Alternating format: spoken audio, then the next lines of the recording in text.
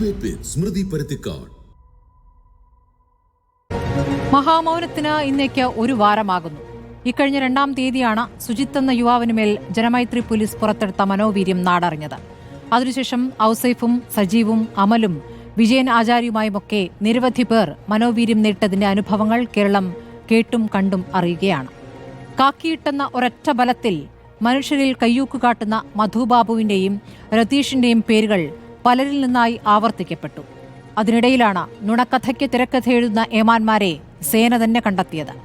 വീട്ടുജോലി ചെയ്ത് വീട് പുലർത്തിയ പാവമൊരു ദലിത് യുവതിയെ മോഷണക്കുറ്റം ആരോപിച്ച് സ്റ്റേഷനിലിരുത്തി പീഡിപ്പിക്കുന്ന നിയമപാലകരെ, അറസ്റ്റ് ന്യായീകരിക്കാൻ നുണ മെനയുന്ന ഉദ്യോഗസ്ഥരെ എന്തു പേരിട്ട് വിളിക്കണം?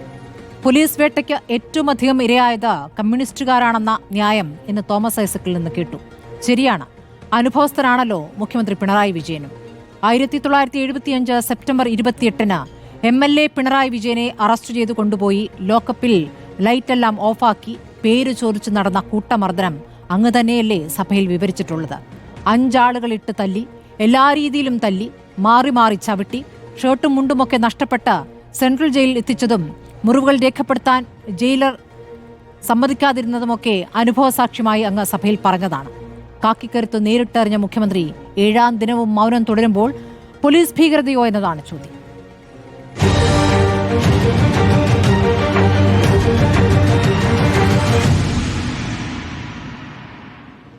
ചർച്ചയിൽ കോൺഗ്രസ് സഹയാത്രികൻ N. ശ്രീകുമാർ, ഇടത് സഹയാത്രികൻ M. ജയചന്ദ്രൻ, പരാതിക്കാരിയായി ബിന്ദു അല്പസമയത്തിനകം എത്തും. മറ്റു പരാതിക്കാരനായ അമൽ ആന്റണിയും നമ്മോടൊപ്പം ചർച്ചയിൽ. ആദ്യം ഞാൻ അമലിലേക്ക് പോവുകയാണ്. അമൽ, നമ്മളിപ്പോൾ 2023 ലോക്കപ്പ് പീഡനങ്ങളുടെ ദൃശ്യങ്ങൾ കണ്ടുകൊണ്ടിരിക്കുമ്പോൾ അമലിന്റെ അനുഭവം ഈ വർഷം തന്നെ ഉണ്ടായതാണ്, മാസങ്ങൾക്ക് മുൻപുണ്ടായതാണ്. അമലിന്റെ ആരോഗ്യസ്ഥിതി എങ്ങനെയാണ്? അപ്പോൾ ഒരു ബാറ്ററി മോഷണം ആരോപിച്ചുകൊണ്ടാണല്ലോ പോലീസ് പിടിച്ചുകൊണ്ടുപോയത്. എന്തായിരുന്നു അനുഭവം? അമലൊന്ന് പറയാമോ? പറയാം. ഹലോ, പറഞ്ഞോളൂ അമൽ. ഹലോ അമൽ, കേൾക്കാം. അതെ, ഓഗസ്റ്റ് മാസം 12-ാം തീയതിയാണ്. കേൾക്കാം. ഓഗസ്റ്റ് മാസം 12-ാം തീയതിയാണ് സംഭവം. ഞാൻ രാവിലെ എന്നത്തെ പോലെ വീട്ടിലെ ബാറ്ററി കംപ്ലൈൻ്റ് ആയപ്പോൾ ഏകദേശം 9:30 മണിയായപ്പോൾ അത് ടൗണിൽ കടയിൽ കൊണ്ട് കൊടുത്തിട്ട് വർക്കിനായി ഞാൻ മൂച്ചുഴ ആയവന സ്ഥലത്ത് പോയി. എന്നിട്ട് തിരിച്ചേകദേശം 1:15 വീട്ടിൽ ഭക്ഷണം കഴിക്കാൻ വേണ്ടി വന്നു. അപ്പോഴാണ് ഞാൻ ഭക്ഷണം കഴിച്ചുകൊണ്ടിരിക്കുന്ന സമയത്ത് എൻ്റെ അമ്മച്ചി പറഞ്ഞു പുറത്ത് ആരോ എന്നെ കാണാൻ വരുന്നുണ്ടെന്ന്. അപ്പോൾ ഞാൻ ആരാന്ന് ചോദിച്ചു സിറ്റ് ഔട്ടിലേക്ക് ഇറങ്ങി വന്നു. അപ്പോൾ എനിക്ക് പരിചയമില്ലാത്ത ഒരു സിവിൽ ഡ്രസ്സിലെ ഒരു ആളായിരുന്നു. അപ്പോൾ എന്നോട് പിന്നെ ചോദിക്കുന്നത് അമലല്ലേ, എൻ്റെ പേരും അഡ്രസ്സും ചോദിച്ചു. പിന്നെ എന്താ ജോലി എന്ന് ചോദിച്ചു. അപ്പോൾ ഞാൻ ജോലി പറഞ്ഞു. അതിനുശേഷം എൻ്റെ വാഹനം ഇതല്ലേ എന്ന് ചോദിച്ചു. അത് എൻ്റെ വാഹനമാണെന്ന് പറഞ്ഞു. അതിനുശേഷം എന്നോട് ചോദിക്കുകയാണ്, ഇന്ന് നീ ഒരു ടൗണിൽ കടയിൽ കൊണ്ട് ഒരു ബാറ്ററി വിറ്റിരുന്നു എന്ന് ചോദിക്കും. അപ്പോൾ എൻ്റെ കൂടെ മാതാപിതാക്കളൊക്കെ രാവിലെ സാക്ഷികളാണ്. അവരുടെ മുമ്പിലാണ് ഞാൻ നമ്മളെ കേടുന്ന ബാറ്ററി കടയിൽ കൊണ്ട് കൊടുത്തത്. അപ്പോൾ ഞാൻ പറഞ്ഞു എൻ്റെ ബാറ്ററി കൊണ്ട് കൊടുത്തിരുന്നു എന്ന് പറഞ്ഞു. അത്രയും സംസാരിച്ച് കഴിഞ്ഞപ്പോൾ എൻ്റെ അടുത്ത് ചോദിക്കുവാണ് അടുത്തതായിട്ട്, നീ കൊടുത്ത ബാറ്ററി എവിടെ നിന്ന് മോഷ്ടിച്ചു എന്ന് പറഞ്ഞ് ഈ വന്ന വ്യക്തി എന്നെ കൈ കയറി പിടിച്ച് എന്നെ മുറ്റത്തിന് വെളിയിലേക്ക് കൊണ്ടുപോവുകയാണ്.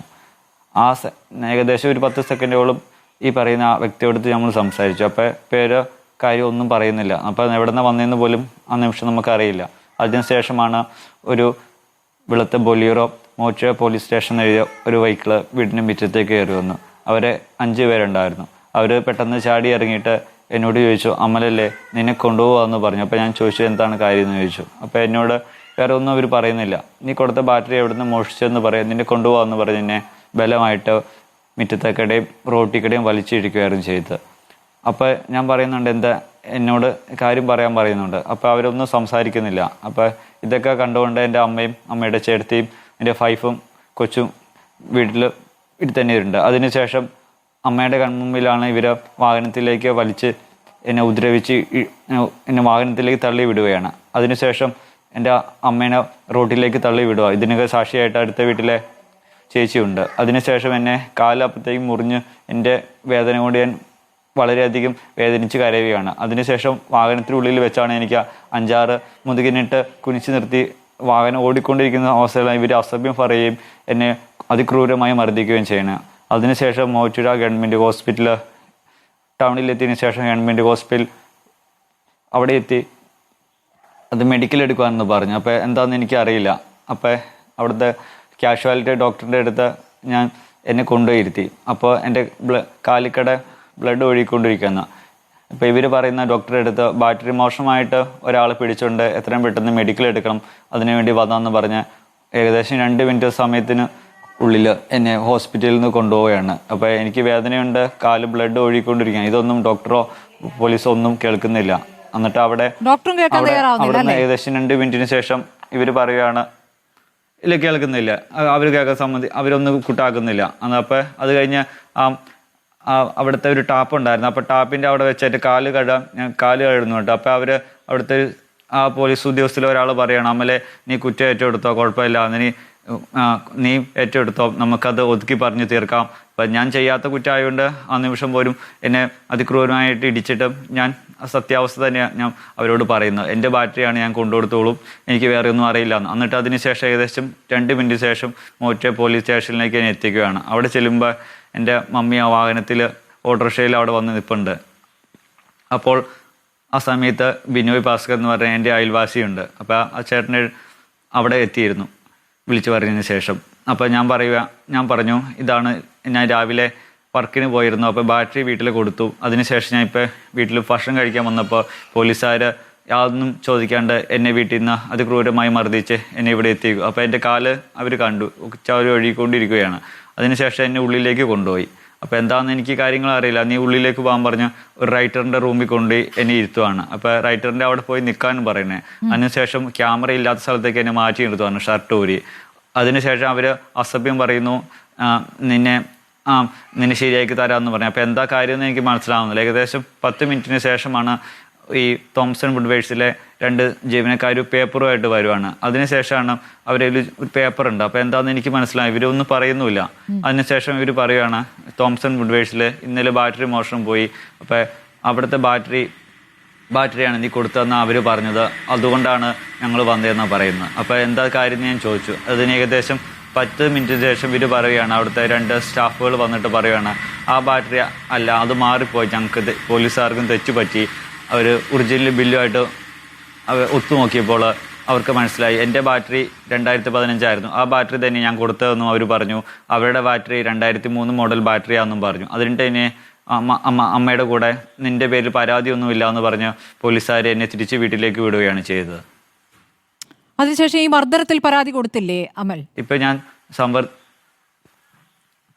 കൊടുത്തു. ഞാൻ 3ാമത്തെ ദിവസം ഗവൺമെൻറ് ഹോസ്പിറ്റലിൽ പോയി ഞാൻ ഡോക്ടറെ കണ്ട് ഇൻറ്റിമേഷൻ വിട്ടു. അതിന് ശേഷം 2 ദിവസം കഴിഞ്ഞാണ് എന്നെ ഇവർ വിളിക്കുന്നത്. അപ്പോൾ വിളിച്ചപ്പോൾ ഞാൻ പറഞ്ഞു ഞാൻ ചികിത്സയിൽ ഇപ്പോൾ MRI എടുക്കാൻ വേണ്ടി ഹോസ്പിറ്റലിൽ വന്നതാണ്. അതിനുശേഷം ഇവർ വിളിച്ചില്ല. പിന്നെ രണ്ടാമത് ഏകദേശം 4 ദിവസത്തോളം ഞാൻ പല ഹോസ്പിറ്റലിൽ കയറി ഇറങ്ങി ട്രീറ്റ്മെൻറ്റ് തുടരും. അതിനിടയിലാണ് ഞാൻ ആലുവയിൽ പോയി പരാതി SP കൊടുക്കുന്നത്. അതിനുശേഷമാണ് അവർ മോറ്റുഴയിൽ നിന്ന് DYSP സാർ വന്ന് മൊഴിയെടുക്കുന്നത്. അതിനുശേഷം യാതൊരുവിധ മേൽനടപടികൾ ഇന്നലെ വരെ അവർ കൈക്കൊണ്ടിട്ടില്ല.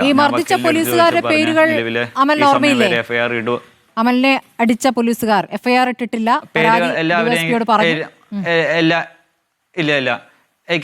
എല്ലാവരെയും എനിക്ക് വീഡിയോയിൽ കണ്ട എല്ലാവരും പരിചയമുണ്ട്. പേരാരും എനിക്ക് എനിക്ക് മുൻപരിചയമില്ലാത്ത പേരുകൾ അറിയില്ല. ഈ മോറ്റുഴ പെരിങ്ങേലിലുള്ള ഒരു പോലീസ് ഉദ്യോഗസ്ഥനുണ്ടെന്നാണ് പറയുന്നത്. ബാക്കിയുള്ള പോലീസുകാരെ എല്ലാവരെയും മുഖം നമുക്ക് തിരിച്ചറിയാൻ സാധിക്കുന്നുണ്ട്. 5 പോലീസുകാരാണല്ലേ? അതെ, ഒരാൾ മഫ്തിയിൽ, ബാക്കിയുള്ള പോലീസ് വേഷത്തിലായിരുന്നു ആകെ. ശരി, ഞാൻ ശ്രീ ജയേന്ദ്രനിലേക്ക് പോകുന്നു. ശ്രീ ജയേന്ദ്രൻ, അമൽ പറഞ്ഞത് കേട്ടല്ലോ. അമലിന്റെ അനുഭവം ഈ വർഷം ഓഗസ്റ്റിൽ നടന്നതാണ്. അന്നൊക്കെ നമ്മളിത് റിപ്പോർട്ട് ചെയ്യുകയും ചെയ്തിരുന്നു. കാരണം പിന്നീട് പോലീസ് തിരിച്ചയക്കുകയാണ് നിരപരാധിയാണ് എന്ന് മനസ്സിലാക്കിയിട്ട്. അതിനിടയ്ക്ക് എന്തൊക്കെ സംഭവിക്കുന്നു? CCTV ഇല്ലാത്ത സ്ഥലത്ത് കൊണ്ടുപോയിട്ടാണ് ഈ മർദ്ദനം നടക്കുന്നത്. നമ്മൾ ഇത് സുജിത്തിന്റെ കാര്യത്തിലും കേട്ടതാണ്. സുജിത്തിനെ CCTVയുടെ മുന്നിൽ വെച്ചും അടിച്ചു. അതിനുശേഷം CCTV ഇല്ലാത്തടത്ത് പോയി കാൽവണ്ണയിൽ അടിച്ചു എന്നുള്ള കാര്യങ്ങളടക്കം പുറത്തു വന്നതാണ്. ഇങ്ങനെ എത്ര കേസുകളാണ് ഇപ്പോൾ പുറത്തു വരുന്നത്. ഇങ്ങനെ ഇത്ര ദിവസമായിട്ടും ഇന്നിപ്പോൾ 7ാം ദിവസമാണ് സുജിത്തിന്റെ ദൃശ്യങ്ങൾ കേരളം കണ്ടിട്ട്. മുഖ്യമന്ത്രി ഇന്നുവരെയും പ്രതികരിച്ചിട്ടില്ല. ആഭ്യന്തരമന്ത്രി എന്ന നിലയ്ക്ക് അദ്ദേഹം പ്രതികരിക്കേണ്ടതല്ലേ? ഇന്ന് തോമസ് ഐസക് പറയുന്നത് കമ്മ്യൂണിസ്റ്റുകാരാണ് ഏറ്റവും അധികം പോലീസ് മർദ്ദനം ഏറ്റിട്ടുള്ളത് എന്ന്. അതിലൊന്നും ആർക്കും തർക്കമൊന്നുമില്ല. അതിപ്പോൾ പറയേണ്ട കാര്യമാണോ എന്നൊരു ചോദ്യമുണ്ട്. നിങ്ങൾ ഭരിക്കുമ്പോൾ നിങ്ങളുടെ ഭരണത്തിൽ പോലീസ് എന്തു ചെയ്യുന്നു എന്നതിൽ നിങ്ങൾക്ക് ഉത്തരവാദിത്തമില്ലേ എന്ന് ചോദ്യമില്ലേ ശ്രീ ജയേന്ദ്രൻ? ഉണ്ടുണ്ട്, തീർച്ചയായിട്ടും ആ ഒരു ഉത്തരവാദിത്വം ഉണ്ട്, അത് നിഷേധിക്കാനും കഴിയില്ല. പക്ഷേ സ്മൃതി, ചില കാര്യങ്ങൾ ഇവിടെ കാണേണ്ടതുണ്ട് എന്നൊരു അഭിപ്രായം എനിക്കുണ്ട്. ഞാനത് പറയാം. ഇപ്പോ 2023 ഏപ്രിലാണ് സുജിത്തിന്റെ പ്രശ്നം കുന്നംകുളത്ത് നടക്കുന്നത്. അതേ 2023 മെയ്യിലാണ് പീച്ചിയിലെ പ്രശ്നം നടക്കുന്നത്. അതേ വർഷം തന്നെ ഡിസംബറിലാണ് മാമുക്കോയുടെ പ്രശ്നം കോഴിക്കോട് നടക്കുന്നത്. ഇങ്ങനെ പിന്നെ ആ വർഷങ്ങളിൽ 2-2.5 വർഷം മുമ്പ് നടന്ന കേസുകളിൽ ആ സമയത്ത് ഒരു രാഷ്ട്രീയ പാർട്ടിയുടെയും, പ്രതിപക്ഷത്തിന്റെയോ ഔദ്യോഗിക പ്രതിപക്ഷമായ UDFന്റെയോ അല്ലെങ്കിൽ BJPയുടെയോ ഒരു തരത്തിലുള്ള ഒരു ഇടപെടലോ വിമർശനമോ ഒരു ചെറിയ വിമർശനം പോലുമോ ഉണ്ടായിട്ടില്ല. കാരണം എന്താ? അതൊന്നും രാഷ്ട്രീയ പ്രേരിതമായ കേസുകളായിരുന്നില്ല എന്നുള്ളതായിരിക്കാം ഒരുപക്ഷെ അവരുടെ പിന്നെ അവർക്ക് കിട്ടിയിട്ടുള്ള വിവരം, അല്ലെങ്കിൽ വിവരം കിട്ടാതിരുന്നിരിക്കാം. മാധ്യമങ്ങളും ആ തരത്തിലൊരു ചർച്ചയും ഇന്നോളം നടത്തിയിട്ടില്ല. പക്ഷേ ഈ വിക്ടിംസ്, ഇരകളാക്കപ്പെട്ടവർ, അവരുടെ പിന്നെ ഇത് വിവരാവകാശ പ്രകാരം വീഡിയോ സമ്പാദിക്കാനായി നടത്തിയ ഒരു വലിയ ശ്രമമുണ്ട്. ആ ശ്രമത്തിലും രാഷ്ട്രീയ കക്ഷികളുടെ നിന്നും പിന്തുണയൊന്നും ഈ കാലങ്ങളിലൊന്നും എവിടെയും ഉണ്ടായിരുന്നില്ല. അതേസമയം മൂവാറ്റുപുഴയിലെ ഒരു കേസിൽ മാധ്യമങ്ങൾ ഒന്നടങ്കം ഇടപെടുന്ന ഒരു സംഭവം ഉണ്ടായിട്ടുണ്ട്, ഒരു മുരളീധരന്റെ കാര്യത്തിൽ. പിന്നെ അത് മാത്രമേ ഉണ്ടായിട്ടുള്ളൂ. അത് ഈ പറഞ്ഞ 2023 ഇപ്പോ പക്ഷെ ഇത് വീഡിയോ ഇവർക്ക് കിട്ടി, അത് പുറത്തു വന്നപ്പോഴേക്ക് അത് ചർച്ചയാവുന്നുണ്ട്. സ്വാഭാവികമായി ചർച്ചയാകേണ്ടതുമാണത്. അതിലൊന്നും ഒരു തെറ്റും പറയാൻ കഴിയില്ല. പോലീസ് അത്തരം പോലീസുകാർക്കെതിരെ കർശന നടപടി ഉണ്ടാവേണ്ടതുമാണ്. ഇതുവരെ ഉണ്ടായത് എന്താണ്? ഇതുവരെ ഉണ്ടായത് വകുപ്പ് തലത്തിലുള്ള ചില നടപടികളാണ്. അത്തരത്തിലുള്ള നടപടികളായിരുന്നു. പക്ഷേ ഈ സംഭവം പുറത്തു വന്നു കഴിഞ്ഞ് ദിവസങ്ങൾക്കുള്ളിൽ, സ്മൃതി ചൂണ്ടിക്കാണിച്ചല്ലോ 7 ദിവസത്തിന്റെ കാര്യം. ശരിയാണ്, താങ്കൾ പറഞ്ഞ ആ ദിവസത്തിനകം തന്നെ പിന്നെ ശക്തമായ നടപടി ഈ പോലീസുകാർക്കെതിരെ ഉണ്ടായി. SIക്കും മറ്റ് പോലീസ് 3 പേർക്കും ഉൾപ്പെടെ, ഒരാൾ പുറത്താണ്, മറ്റൊരു ഡിപ്പാർട്ട്മെന്റിലേക്ക് മാറിയല്ലോ കുന്നംകുളം കേസിൽ. അത് ഉണ്ടായി. അതാണ് മുഖ്യമന്ത്രിയുടെ മറുപടി. ഈ പോലീസുകാർക്കെതിരെ എന്ത് നടപടി എടുത്തു എന്നുള്ളതാണ് മറുപടി. ആ മറുപടി പിന്നെ ഒരാളും നിഷേധിക്കില്ലല്ലോ നടപടി എടുത്തു എന്നുള്ളത്. അല്ല ശ്രീ ജയേന്ദ്രൻ, അത് സസ്പെൻഷനാണ്. സസ്പെൻഷൻ ഒരു നടപടിയാണോ എന്നുള്ള ചോദ്യം. ഈ കേസ് അന്ന് തന്നെ സുജിത്തുമായി ബന്ധപ്പെട്ട് അന്ന് തന്നെ ഈ പ്രശ്നം ചർച്ച ചെയ്യപ്പെട്ടതാണ്. അന്ന് ഈ രൂപത്തിലല്ല എങ്കിൽ കൂടി, അന്ന് ഈ ദൃശ്യങ്ങൾ പുറത്തു വന്നിട്ടില്ലല്ലോ, അന്നും പ്രതിഷേധമുണ്ടായി, പരാതി നൽകിയിരുന്നു. അന്ന് സംഭവിച്ചത് ഈ പോലീസുകാർക്ക് സ്ഥലം മാറ്റമാണ്. അതായത് ജില്ലയ്ക്കകത്ത് തന്നെ വിവിധ സ്റ്റേഷനുകളിലേക്ക് അവർ സ്ഥലം മാറ്റി. ശ്രീ ജയേന്ദ്രൻ, ഞാൻ വരാം. ശ്രീ M ജയചന്ദ്രൻ, അങ്ങ് പറഞ്ഞ് അവസാനിപ്പിച്ചത് ഇതിപ്പോൾ ദൃശ്യങ്ങൾ വന്നതിന്റെ അടിസ്ഥാനത്തിൽ ഇപ്പോൾ ചർച്ചയാകുന്നു. രാഷ്ട്രീയ പാർട്ടികൾ നേരത്തെയും ഇത്തരം സംഭവങ്ങൾ ഉണ്ടായ സമയത്തും ഇപ്പോൾ പ്രതിപക്ഷത്തിരിക്കുന്ന രാഷ്ട്രീയ പാർട്ടി ഒരു തരത്തിലും മുൻകൈയെടുക്കുകയോ അവർക്ക് വേണ്ടി ശബ്ദമുയർത്തുകയോ ചെയ്തിട്ടില്ല എന്നാണല്ലോ അങ്ങ് പറഞ്ഞതിന്റെ അവസാനം. അങ്ങൊന്ന് ചുരുക്കിയാൽ നമുക്ക് ബിന്ദുവിലേക്കും കൂടെ പോകാം. പറഞ്ഞ് അവസാനിപ്പിച്ചാൽ. അതെ അല്ല, പിന്നെ ഞാൻ അവസാനിപ്പിക്കാം. ഈ ഘട്ടം ആദ്യഘട്ടമല്ലേ.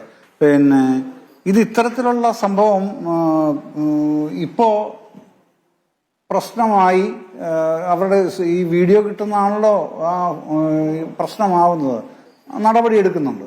അത് ഡിപ്പാർട്ട്മെന്റൽ ആയിട്ടുള്ള നടപടിയാണ് നേരത്തെ എടുക്കപ്പെടുന്നതെങ്കിൽ ഇപ്പോ താങ്കൾ ചോദിച്ചത് തന്നെ പിണറായി വിജയന്റെ മൗനമാണല്ലോ. നടപടിയാണ് മറുപടി. നടപടിയെ കുറിച്ചാണ് ഞാൻ പറഞ്ഞത്. സസ്പെൻഷൻ ഒരു നടപടിയാണെന്ന് അങ്ങ് അംഗീകരിക്കുന്നുണ്ടോ ശ്രീ ജയേന്ദ്രൻ?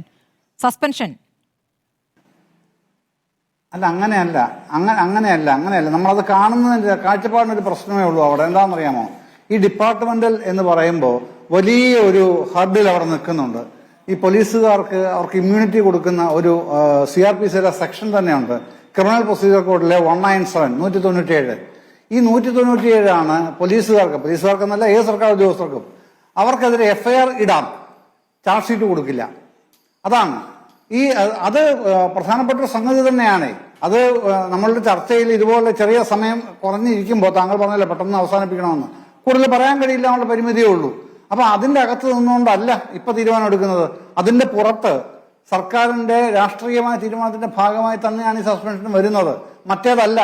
മറ്റേത് അറിയാമല്ലോ, ഒരു താക്കീത്, സസ്പെൻഷൻ, ട്രാൻസ്ഫർ, ഇതാണ് സാധാരണഗതിയിലുള്ള വകുപ്പ് തല ഈ നടപടികൾ എന്ന് പറയുന്നത്. ഇത് വകുപ്പ് തല നടപടിയല്ല. നേരത്തെ വകുപ്പ് തല നടപടി ആയിരുന്നു. അതാണ് പരിമിതി. ആ വകുപ്പ് തല നടപടിക്ക് പുറത്ത് രാഷ്ട്രീയ തീരുമാനപ്രകാരം ഉണ്ടായ നടപടിയാണ് ഇപ്പോഴത്തെ സസ്പെൻഷൻ. അതിന് ഗ്രാവിറ്റി വളരെ കൂടുതലാണ് സ്മൃതി. അതാണ് ചുരുക്കി പറയാനുള്ളത്. ബാക്കി നമുക്ക് അടുത്ത ഘട്ടത്തിൽ പറയാൻ സമയമുണ്ടെങ്കിൽ പറയാം. അല്ല, 108 പേരെ പിരിച്ചുവിടാനുള്ള ഇച്ഛാശക്തി കാണിച്ചു എന്ന് ആവർത്തിച്ച് പറയുന്നുണ്ട്. അപ്പോൾ ആ 108-ൽ ഈ പറയുന്ന രതീഷും പെടുന്നില്ല എന്നുള്ളതാണ്. ഇപ്പോൾ ഈ പറയുന്ന മധു ബാബുവും ഒന്നും പെടുന്നില്ല എന്നുള്ളതാണ്. നമുക്കൊന്ന് ബിന്ദുവിലേക്ക് പോയി വരാം. ബിന്ദു, ഇന്നിപ്പോൾ ബിന്ദുവിന് ആശ്വാസമുള്ള ദിവസമാണ്. ബിന്ദുവിന് നീതി കിട്ടി എന്നൊരു കാര്യമുണ്ട്. ഇപ്പോൾ പോലീസുകാരാൽ ആക്രമിക്കപ്പെട്ടു.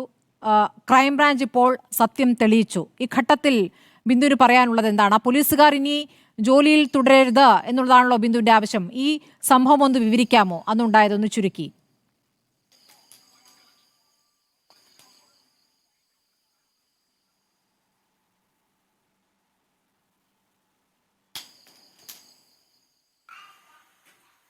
ബിന്ദു കേൾക്കാമോ?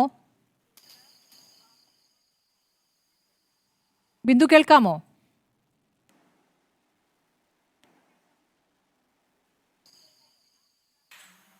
സാങ്കേതിക പ്രശ്നമുണ്ട്. ബിന്ദുവിലേക്ക് വരാം. ശ്രീകുമാർ, അങ്ങ് കേട്ടല്ലോ ശ്രീ ജയേന്ദ്രൻ പറഞ്ഞത്. പോലീസുകാർക്ക് ഒരു ഇമ്മ്യൂണിറ്റി ഉണ്ട്, അതുകൊണ്ടാണ് ഇത് തന്നെ ഒരു വലിയ നടപടിയാണ്, സസ്പെൻഷൻ എന്നുള്ള വലിയ നടപടിയാണ്, അതിലേക്ക് കടന്നിരിക്കുന്നു എന്നുള്ളതാണ്. അതിപ്പോൾ സുജിത്തിന്റെ കാര്യത്തിൽ ഇത്രയും ബഹളമുണ്ടായി, അല്ലെങ്കിൽ ആ ദൃശ്യങ്ങൾ പുറത്തു വന്ന് വേറൊരു നിൽക്കക്കള്ളിയില്ലാതൊരു നടപടിയിലേക്ക് കടക്കേണ്ടി വന്നിരിക്കുന്നു. വേറെയും ദൃശ്യങ്ങൾ വന്നിട്ടുണ്ട്. ആ ദൃശ്യം വന്നതിന് ശേഷവും ഇപ്പോഴും രതീഷ് എന്ന പോലീസുകാരൻ തുടരുന്നുണ്ട്. ഇപ്പോൾ മധു ബാബു എന്ന പോലീസുകാരനെ എതിരെ നിരവധി പരാതികൾ വന്നുകൊണ്ടിരിക്കുകയാണ്. അമലിന്റെ കഥ കേട്ടല്ലോ, ബിന്ദുവിനും പറയാനുണ്ടൊരു കഥ. അപ്പോൾ ഇവരൊക്കെ തുടരുകയാണ്. ശ്രീകുമാർ, നോക്കൂ ശ്രീമതി സ്മൃതി, ഇപ്പോൾ എൻ്റെ സുഹൃത്ത് ശ്രീ ജയേന്ദ്രൻ, അദ്ദേഹത്തിന് സംസാരിക്കാൻ വലിയ താല്പര്യമില്ല എന്നെനിക്ക് തോന്നുന്നു. കാരണം അദ്ദേഹത്തിൻ്റെ കയ്യിൽ ഇതിനെ സംബന്ധിച്ച് പറയാനൊന്നുമില്ല. കാരണം പാർട്ടിയൊന്നും പറഞ്ഞിട്ടില്ല. ഇന്ന് മന്ത്രിസഭായോഗം ഉണ്ടായിരുന്നു. ഇന്ന് ആ മന്ത്രിസഭായോഗത്തിൽ എന്തെങ്കിലും ഒരു തീരുമാനം ഉണ്ടാകുമെന്ന് ഞാൻ പ്രതീക്ഷിച്ചു. ഒന്നും മുഖ്യമന്ത്രി മന്ത്രിസഭായോഗത്തിന് ശേഷം കാണാത്തതുകൊണ്ട് അത് നമ്മൾ വിചാരിക്കുന്നില്ല. പക്ഷേ ഒരു ക്യാബിനറ്റ് നോട്ടെങ്കിലും പുറത്തു വരുമെന്ന് വിചാരിച്ചു, അതും ഉണ്ടായില്ല. പിന്നെ സസ്പെൻഷൻ ഇപ്പോഴാണ് ഉണ്ടായത്, അതൊരു നടപടിയേ അല്ല. ഇദ്ദേഹത്തിനെതിരെ വകുപ്പ് തലത്തിൽ ഏതോ നടപടി എടുത്തിരുന്നുവെന്ന് DIG ആയിരുന്ന ഹരിശങ്കർ പറഞ്ഞിരുന്നു. പക്ഷേ അദ്ദേഹത്തിന് ഓർമ്മയില്ല എന്താ എടുത്തതെന്നുള്ളത്. അത് പരിശോധിക്കണമെന്നാണ് അന്ന് പറഞ്ഞത്. ഒരു നടപടി എടുത്തിട്ടില്ല. ഈ കുന്നംകുളത്തെ 4 കോൺഗ്രസ്സുകാരുണ്ടല്ലോ സ്മൃതി, സംസ്ഥാന രാഷ്ട്രീയത്തിൻ്റെ ഗതി തിരിച്ചുവിട്ടു. ആ ഗതിയിൽ കിടന്ന് വെള്ളം കുടിക്കുകയാണ് CPM നേതാക്കൾ. 4 കോൺഗ്രസ്സുകാർ, സാധാരണക്കാരായ പ്രാദേശിക നേതാക്കൾ അവരെടുത്ത തീരുമാനം കേരള രാഷ്ട്രീയത്തിൻ്റെ വഴി തിരിച്ചുവിട്ടു. ഇറങ്ങി നടക്കാൻ പറ്റുന്നില്ല CPM നേതാക്കൾക്ക്, സംസാരിക്കാൻ പറ്റുന്നില്ല CPM നേതാക്കൾക്ക്, മന്ത്രിമാർക്ക് മിണ്ടാൻ പറ്റുന്നില്ല, മുഖ്യമന്ത്രിക്ക് മിണ്ടാൻ പറ്റുന്നില്ല, പാർട്ടി സെക്രട്ടറിക്ക്, പാർട്ടി അനുഭാവികളോട് പോലും എന്താണ് സംഭവം എന്ന് പറയാൻ പറ്റില്ല. കേരളത്തിലെ പോലീസിനെ ഏറ്റവും കൂടുതൽ വിമർശിച്ചിട്ടുള്ള ഏക പാർട്ടി CPM ആണ്, കരുണാകരൻ്റെ കാലം തൊട്ട്. ഇന്ന് തോമസ് ഐസക്കും അത് തന്നെയാണ് പറയുന്നത്. പക്ഷേ ഇന്ന് ഞാൻ പറയുന്ന ഒരു കാര്യം എന്താണെന്ന് വെച്ചാൽ, ഇവിടെ CCTV ദൃശ്യം അത് വെച്ച് ഒന്നും കണക്കാക്കാനാവില്ലെന്നാണ് കേന്ദ്ര കമ്മിറ്റി അംഗം EP ജയരാജൻ പറഞ്ഞത്. അത് പാർട്ടി തീരുമാനമായിരിക്കണം. കാരണം പാർട്ടിയുടെ ഇപ്പോഴത്തെ, ഞാൻ മനസ്സിലാക്കുന്നത് പാർട്ടിയുടെ ഇപ്പോഴത്തെ നയം എന്താണെന്ന് വെച്ചാൽ, ഈ പോലീസ് ഇതിനെ തള്ളി പറയേണ്ട കാര്യമില്ല എന്നാണ്. അല്ലെങ്കിൽ എന്താ ബുദ്ധിമുട്ട്, ഒരാഴ്ചയായിട്ട് എന്താ പറയാത്തത്? ഈ CCTV ദൃശ്യങ്ങൾ പുറത്തു കൊണ്ടുവന്നത് കോൺഗ്രസ് പുറത്തു കൊണ്ടുവന്നപ്പോൾ ശ്രീ ജയേന്ദ്രൻ പറഞ്ഞല്ലോ നേതാക്കൾ ഇടപെട്ടില്ലെന്ന്. അദ്ദേഹത്തിന് അറിയാഞ്ഞിട്ടാണത്. അവിടെ അനിൽ അക്കരയുടെ നേതൃത്വത്തിൽ സമരം നടന്നു കുന്നംകുളത്ത്.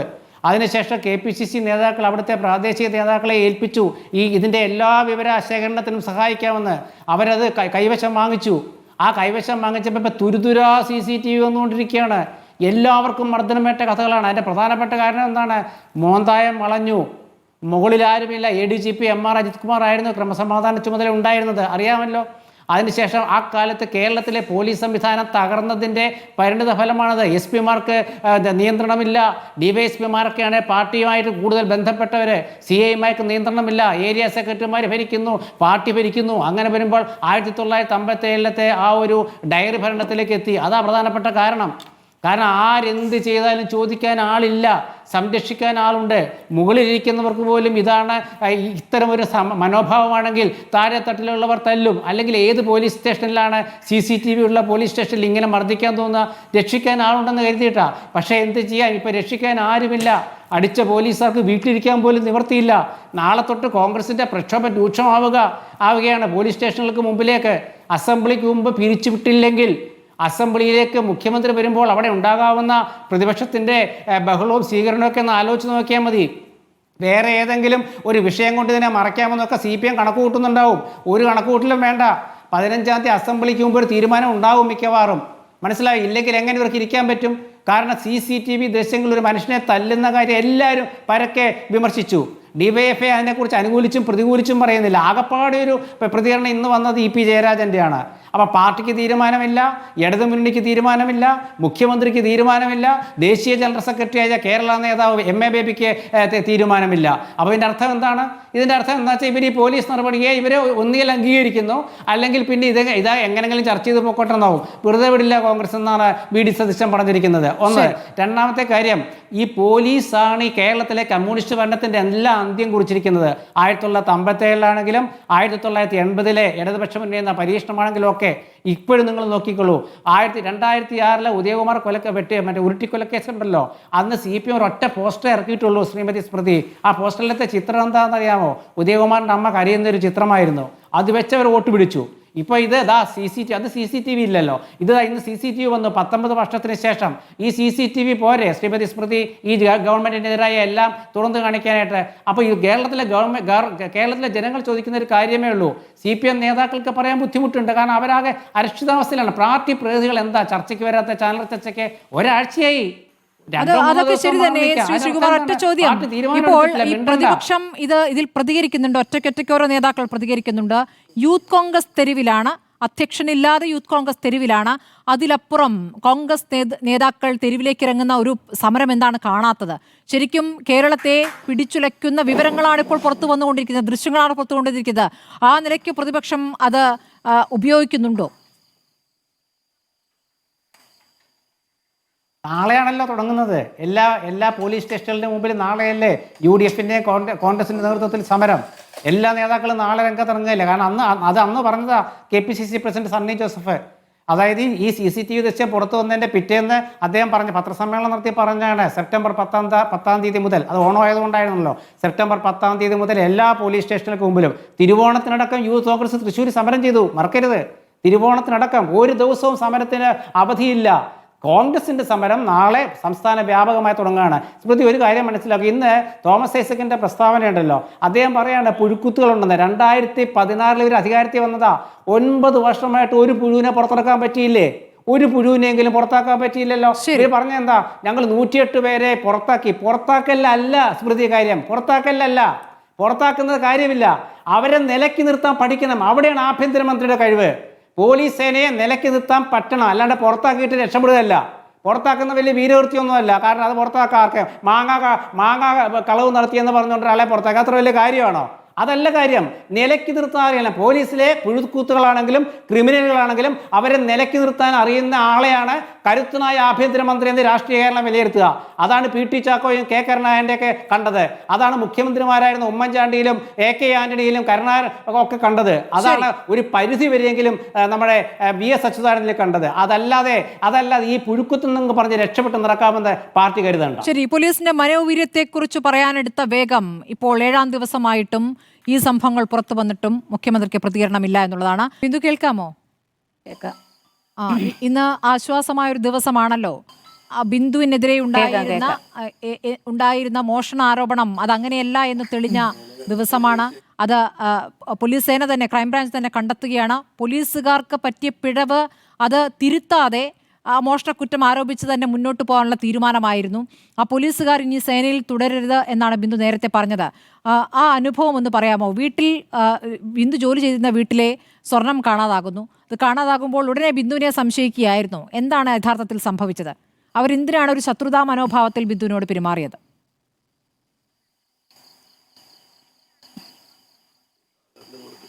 അവർ എന്നെ 2 മാസത്തേക്ക് എന്നെ ജോലിക്ക് വിളിച്ചിരുന്നു. അപ്പോൾ ഞാൻ പറഞ്ഞു 2 മാസത്തേക്ക് വരില്ല, ആഴ്ചയിൽ 3 ദിവസമാണെങ്കിൽ വരാം എന്നേ ഞാൻ പറഞ്ഞിട്ടുള്ളൂ. വേറെ ഒന്നും ഞാൻ അവരോട് പറഞ്ഞിട്ടില്ല. ഈ ഒരു വൈരാഗ്യമായിരിക്കാം എന്നെ കള്ളക്കേസിൽ കൊടുക്കണമെന്ന് അവർ വിചാരിച്ചിരുന്നു. ഒന്ന് ആ സംഭവം ഒന്ന് വിവരിക്കാമോ? എന്താണ് യഥാർത്ഥത്തിൽ നടന്നത്? അതിനുശേഷം പോലീസ് വന്ന് എങ്ങനെയാണ് ബിന്ദുവിനോട് പെരുമാറിയത് എന്നൊക്കെ.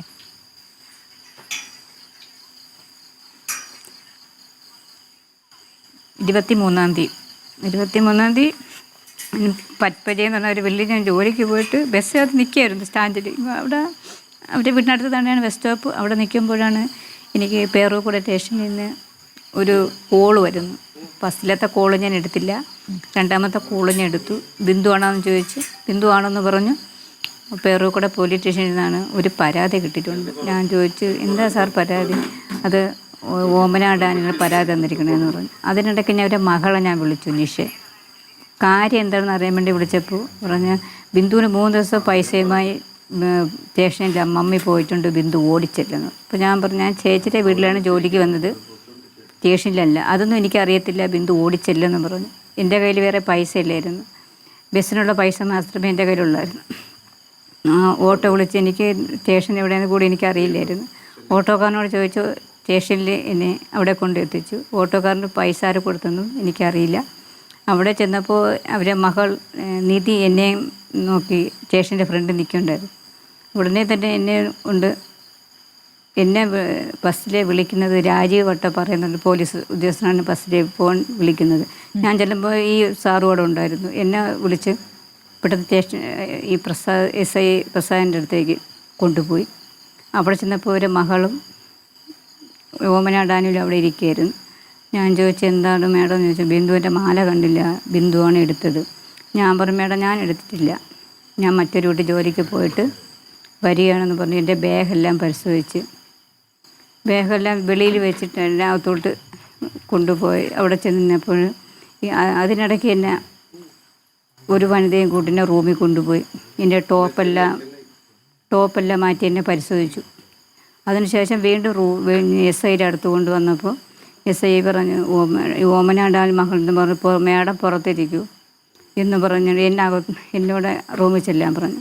ഞാൻ ചെന്നപ്പോൾ എന്നെ അങ്ങോട്ട് നീങ്ങുന്നില്ലടി എന്ന് പറഞ്ഞിടയ്ക്ക് എന്നെ പച്ച ചീത്ത എന്നെ പറഞ്ഞു. അതിനിടയ്ക്ക് എന്നെ വേറൊരു വനിതയെ SIയും പോലീസിനെയും കൂട്ടി എന്നെ വേറെ റൂമിൽ കൊണ്ട് എന്നെ ചോദ്യം ചെയ്തു. അതിനുശേഷം വെളിയിൽ വന്നതിന് ശേഷമാണ് ഇപ്പുറത്ത് കുറേ പോലീസ് ഇരിക്കുകയായിരുന്നു. അവിടെ കൊണ്ടുപോയാണ് എൻ്റെ ഐഡൻറ്റിറ്റി കാർഡ് ഒരു പോലീസ് വാങ്ങിച്ചുകൊണ്ട് പോയി. കുറച്ച് കഴിഞ്ഞപ്പോൾ എനിക്ക് കൊണ്ടു തന്നിരുന്നു. അതിനുശേഷമാണ് മാനസികമായിട്ട് അവിടെ തൊട്ടാണ് അങ്ങ് മാനസികമായിട്ട് തകർന്നു. അതിനുശേഷം ആ മാല അവിടെ തന്നെ ഉണ്ടെന്ന് എപ്പോഴാണ് കണ്ടെത്തിയതായി ബിന്ദു അറിയുന്നത്?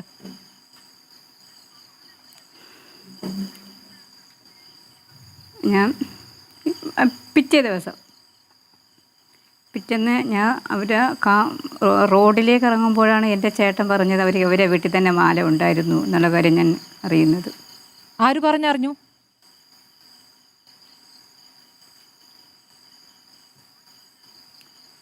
എൻ്റെ ചേട്ടനോട് ഒരു റിട്ടയർഡായ ഒരു പോലീസ് ഉദ്യോഗസ്ഥനാണ് എൻ്റെ ചേട്ടൻ്റെ അടുത്ത് പറഞ്ഞാൽ അവരെ വീട്ടിൽ തന്നെ മാല ഉണ്ടായിരുന്നു എന്നുള്ള കാര്യമേ പറഞ്ഞുള്ളൂ, വേറെ കാര്യങ്ങളൊന്നും പറഞ്ഞിട്ടില്ല. അതായത് പിന്നെ പരാതിയില്ല എന്ന് അവർ എഴുതി കൊടുത്തോ പോലീസിൽ?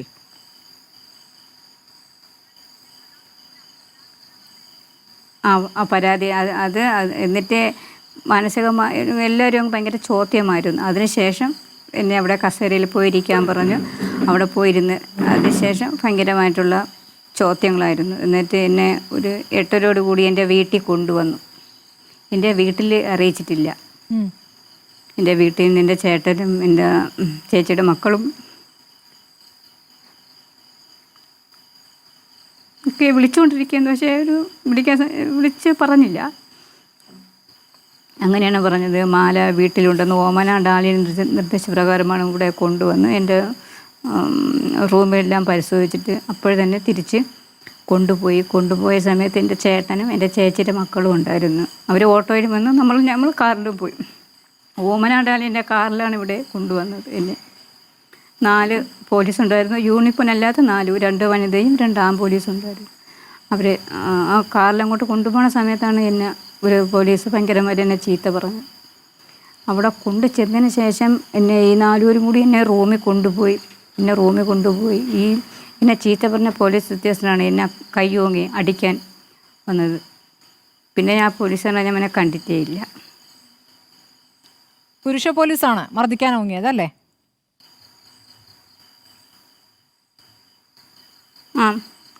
അടിക്കാൻ കൈയോങ്ങിക്കൊണ്ട് വന്നത്. ഈ മാല വീട്ടിൽ കണ്ടെത്തിയ ശേഷം ഈ ഓമന ഡാനിയൽ ബിന്ദുവിനെ വിളിച്ചോ?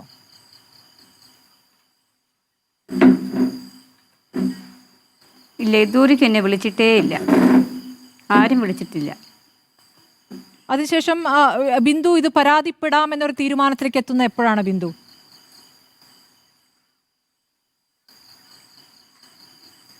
ആ സ്റ്റേഷനിൽ വെച്ചാണ് ഞാൻ ആ തീരുമാനം എടുത്തത്. ഞാൻ ചെയ്യാത്തൊരു കുറ്റമില്ല അപ്പോഴേ ഞാൻ സ്റ്റേഷനിൽ വെച്ചു. ഞാൻ അവിടുന്ന് സ്റ്റേഷനിൽ ഇറങ്ങിയ സമയത്ത് തന്നെ ഞാൻ മനസ്സിൽ ഉറപ്പിച്ചു. ആ പരാതിയിൽ എന്തായി? ആ പരാതി വിദ്യാഭ്യാസമൊന്നുമില്ല എങ്കിലും അവിടെ വെച്ച് ഞാൻ തീരുമാനിച്ചു ഇത്. ശരി, ബിന്ദുവിന് അതിനുശേഷം ജോലിക്ക് പിന്നീട് പോകാൻ പറ്റാത്ത അവസ്ഥ അല്ലേ, വേറൊരു ജോലി കിട്ടാത്ത അവസ്ഥ, ഇതൊക്കെ ഉണ്ടായല്ലോ. അവസ്ഥ ഉണ്ടായി. ഇപ്പൊ ജോലി ചെയ്യുന്നുണ്ടോ ബിന്ദു? ഒരു ജോലി വേണം മേഡം, അതാണ് എൻ്റെ അത്യാവശ്യം. ഇപ്പൊ ജോലി ആയിട്ടില്ല? ഇല്ല, ഞാൻ പോകുന്നില്ല മേഡം. 6 മാസം കൊണ്ട് ഞാൻ വീട്ടിൽ തന്നെയുണ്ട്. ഇല്ല. പോവാതിരുന്നതാണോ ജോലി കിട്ടാതിരുന്നതാണോ ബിന്ദു?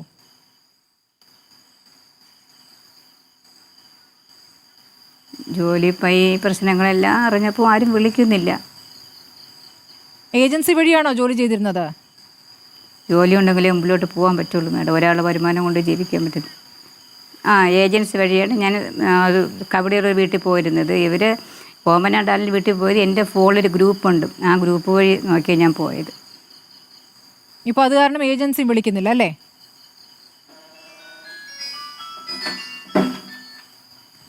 ഇല്ല, ഏജൻസിയിൽ ജോലി കൊടുക്കില്ലെന്നാണ് പ്രസിഡന്റ് ഉദ്യോഗസ്ഥൻ വിളിച്ച് പറഞ്ഞു. അത് ഞാൻ ശ്രുതി എന്നാണ് പോയത്. പേരൂർക്കൂടെ ഒരു ശ്രുതി ഓഫീസുണ്ട്, അതിലാണ് ഞാൻ ആദ്യം കൊടപ്പനക്കുന്നിൽ പോയത്. ബിന്ദുവിന് സർക്കാരിനോട് എന്താണ് പറയാനുള്ളത് ബിന്ദു? ഇപ്പോഴേ വിളിച്ച് പറഞ്ഞ് എവിടെ ജോലി കൊടുക്കല്, ഞാൻ ജോലിക്ക് പോയ വീട്ടിൽ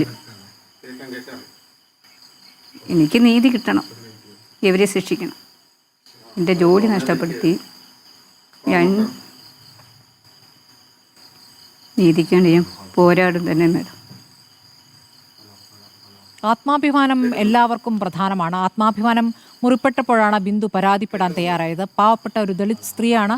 അവർ ജോലിക്ക് വേണ്ടി ഇനി ജോലി കിട്ടാത്ത അവസ്ഥയാണ്. ആ ഏജൻസി ഇപ്പോൾ ആളെ വിളിക്കുന്നില്ല.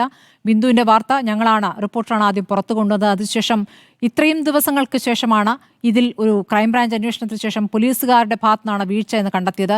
അതിന്മേലും നടപടി ഉണ്ടായിട്ടില്ല. ഈ പറയുന്ന നേരത്തെ ശ്രീ ജയേന്ദ്രൻ പറഞ്ഞതുപോലെ പോലീസുകാർക്കെതിരെ സസ്പെൻഷനപ്പുറം ചെയ്യാൻ പറ്റാത്ത സാഹചര്യമൊന്നുമില്ല. പോലീസ് അച്ചടക്കം ലംഘിക്കുകയാണെങ്കിൽ അച്ചടക്ക നിയമം 36 പ്രകാരം IG-ക്ക് പിരിച്ചുവിടാമെന്നൊരു ചട്ടമുണ്ട്.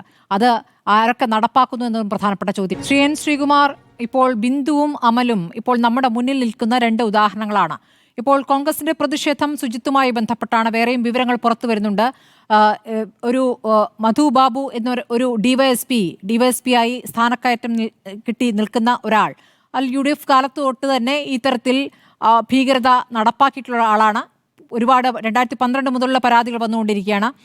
ഈ എല്ലാ വിഷയങ്ങളും ഏറ്റെടുക്കുക എന്ന രൂപത്തിലേക്ക് കോൺഗ്രസ് പോകുന്നുണ്ട്. അതോ സുജിത്ത് എന്നൊരൊറ്റ വിഷയത്തിൽ മാത്രം കേന്ദ്രീകരിച്ചാണോ പ്രതിഷേധം? നോക്കൂ സ്മൃതി, സുജിത്തിൽ നിന്ന് തുടങ്ങിയതേ ഉള്ളൂ. അതാണല്ലോ ഞാൻ പറഞ്ഞത്. അതായത് കുന്നംകുളത്തെ കോൺഗ്രസ്സുകാരെ സംസ്ഥാന രാഷ്ട്രീയത്തെയും പോലീസ് സേനയുടെ രാഷ്ട്രീയത്തെയും വഴിതിരിച്ചു വിട്ടുന്നത്. അതുകൊണ്ടാണ് ഞാൻ പറഞ്ഞത്, സുജിത്തിൽ നിന്ന് തുടങ്ങി വഴിയായിട്ട് ചങ്ങല പോലെ വരികയാണ്. ഇതിലെല്ലാവർക്കും വേണ്ടിയാണ് കോൺഗ്രസ്. ബിന്ദുവിൻ്റെ കാര്യത്തിന് കോൺഗ്രസ് അതാത് കാലത്ത് ഉണ്ടായ സംഭവങ്ങളിൽ നടപടി സ്വീകരിച്ചിട്ടുണ്ട്. ഇത് മൊത്തമുള്ള പോലീസ്, കേരളത്തിലെ പോലീസ് സംവിധാനം കുത്തഴിഞ്ഞതാണെന്നും കേരളത്തിലെ പോലീസ് ജനപ്രിയ പോലീസ് അല്ലെന്നും കേരളത്തിലെ പോലീസിനെ നിയന്ത്രിക്കുന്നത് രാഷ്ട്രീയ കക്ഷിയായ CPM അല്ലെന്നും ഏതോ ഒരു വിഭാഗം, അത് പോലീസിലുള്ളവരാകാം, പോലീസ് സംഘടനാ തലപ്പത്തുള്ളവരാകാം, അല്ലെങ്കിൽ സ്വാധീനമുള്ളവരാകാം, അങ്ങനെ പല രീതിയിലാകാം. അല്ലാതെ മുഖ്യമന്ത്രിയുടെ ഒരു ഭരണ സംവിധാനത്തിൻ്റെ കീഴിലാണെങ്കിൽ മുഖ്യമന്ത്രി പ്രതികരിക്കണമായിരുന്നു. എന്തുകൊണ്ടാണ് മുഖ്യമന്ത്രി പ്രതികരിക്കാതിരിക്കുന്നത് എന്ന് നമ്മൾ ചോദിക്കുമ്പോൾ അതിൽ രാഷ്ട്രീയമല്ല, മുഖ്യമന്ത്രി എന്നുള്ള ഭരണാധികാരിയോടാണ് ചോദിക്കുന്നത്. അതിൽ CPM-ൻ്റെ രാഷ്ട്രീയമുണ്ടോ അല്ലെങ്കിൽ ഏതെങ്കിലും IPS ഉദ്യോഗസ്ഥന്മാരുടെ താല്പര്യമുണ്ടോ, അതൊന്നുമല്ല നമ്മൾ ചോദിക്കുന്നത്. ഭരണതലപ്പത്താരാണ് മുഖ്യമന്ത്രി, ആഭ്യന്തരം കൈകാര്യം ചെയ്യുന്ന മുഖ്യമന്ത്രി. ഇന്നേ വരെ എൻ്റെ 40 വർഷത്തെ പത്രപ്രവർത്തന ചരിത്രത്തിൽ ഇന്നേ വരെ ഇത്രയും വലിയ സംഭവമായിട്ട് ഉണ്ടായിട്ട് ആഭ്യന്തരമന്ത്രി പ്രതികരിക്കാതിരിക്കുന്ന ആദ്യമായിട്ട് കേൾക്കുക. അതിനർത്ഥം എന്താ? അതിനർത്ഥം എന്താണെന്ന് വെച്ചാൽ അവർക്ക് മിണ്ടാൻ സംവിധാനം ഇല്ലെന്നുള്ളതാണ്. കാരണം ഇന്ത്യയിൽ എന്തെങ്കിലും സംഭവിക്കുമ്പോൾ അതൊക്കെയാണ് പ്രശ്നം. ആരാണ് നിയന്ത്രിച്ചിരുന്നത്? പോലീസ് സംഘടനാ തലപ്പത്തുള്ളവരെ ആണ്. കഴിഞ്ഞ ദിവസം ഒരു നിവേദനം കൊടുത്തെന്ന് കേട്ടൊരു തമാശ, അതായത് പോലീസിനെ എങ്ങനെ നന്നാക്കാം.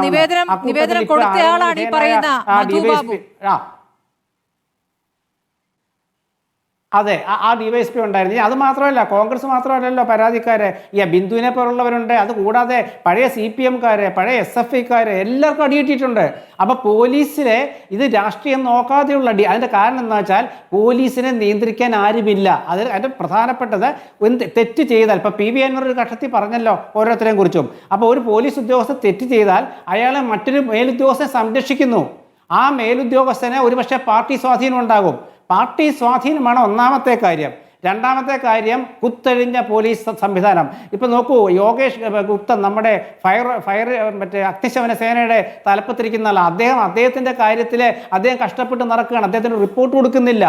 ഇതൊക്കെയല്ലേ തലപ്പത്ത് നടക്കുന്ന IAS IPS തലപ്പത്തുണ്ടായിട്ടുള്ള IAS പിന്നെ കുറച്ച് കുറവാണ്. ഇപ്പം IPS തലപ്പത്തുണ്ടായിട്ടുള്ള ഈ ഒരു കിടമത്സരം ഉണ്ടല്ലോ. ഇപ്പം കേരളത്തിലെ പോലീസിനെതിരെ ഏതെങ്കിലും ഒരു ഉദ്യോഗസ്ഥനെതിരെ നടപടിക്ക് വന്നാൽ മറ്റുള്ളവരൊന്നും അവരെ സംരക്ഷിക്കില്ല.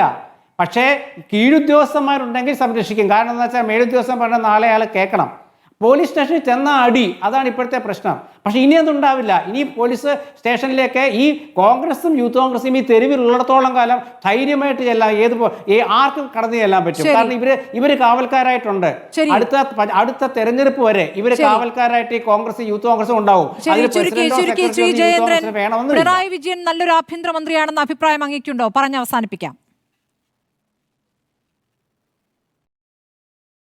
അല്ല, ശ്രീകുമാർ പറഞ്ഞല്ലോ ജയചന്ദ്രൻ ഇങ്ങനെ പറയാൻ താല്പര്യമില്ല. അതുകൊണ്ടൊന്നുമല്ല, എന്നോട് സ്മൃതിയാണല്ലോ ഈ സ്മൃതി ഷോയാണല്ലോ ഇത്. അപ്പോൾ അവർ പറയുമ്പോൾ ന്യായമായി ഞാനത് ഉൾക്കൊള്ളും, അതനുസരിച്ച് പ്രതികരിക്കും. അതാണ് എൻ്റെ രീതിയും ശീലവും, അതാണ്, അത്രേ ഉള്ളൂ. പിന്നെ താങ്കൾ പറഞ്ഞതുപോലെ അല്ല വസ്തുത. ഇന്ത്യയിൽ തന്നെ കേരള പോലീസിന്റെ മികവിന് അടുത്തെത്താൻ കഴിയുന്ന എത്ര സേനയുണ്ട്, എത്ര സംസ്ഥാനങ്ങളിൽ നിന്ന് ഒന്ന് നോക്കൂ. ഇപ്പൊ ഇവിടെ ഈ 2023 കേസാണ് ഇപ്പൊ ചർച്ച ചെയ്യുന്ന വ്യാപകമായിട്ട്. അവിടെ പത്മ എന്ന കടവന്ത്രയിലെ ഒരു ലോട്ടറി വിൽപ്പനക്കാരിയെ കാണാനില്ല എന്ന് പറഞ്ഞവരുടെ ബന്ധു കൊടുത്തൊരു പരാതി.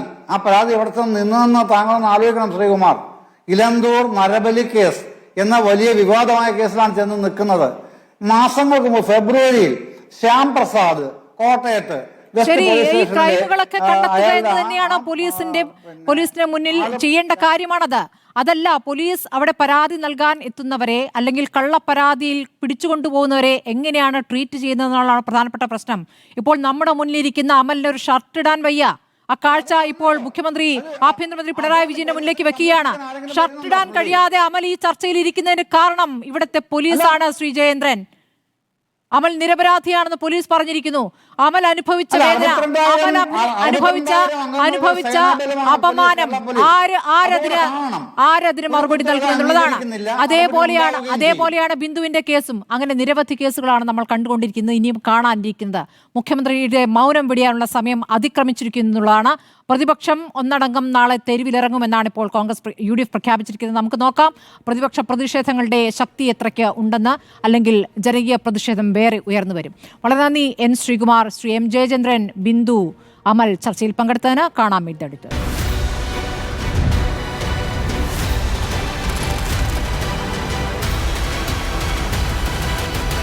ഡിബേറ്റ് വിത്ത് സ്മൃതി പരുത്തിക്കാട്.